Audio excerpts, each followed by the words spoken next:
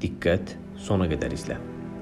1998-ci ildə Əbülfəz Elçibəy 100 minlərlə insanın qarşısında çıxış edərək Rəsulzadənin yaradıcılığına toxundu. Məhəmməd Əmin Rəsulzadə bir dəryadır. Bir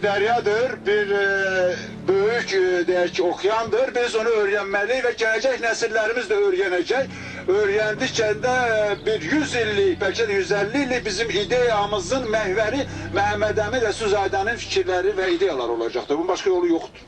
Elçibəy Sovet İttifaqı dövründə öz tələbələrinə də Rəsulzadədən ideologiyanı, Atatürkdən isə dövlətçiliyi öyrənmək lazımdır deyirdi. Səbəb nə idi? Rəsulzadə müsəlman şərqində ilk dəfə ortaya köklü bir ideologiya qoymuşdu. Təsanüd. Bu kitabda o, Azərbaycan xalqının milli birliyinin necə qurulacağı, Rusiya imperiyası ilə mübarizə taktikalarından bəhs edir. Bu kitabın məzmunu haqqında ayrıca paylaşımlarımız olacaq. Bilmək lazımdır ki, sözü gedən kitab biz Azərbaycanlıların milli şuuruna xitab edir. Yəni, hər birimizin oxumalı olduğu kitabdır.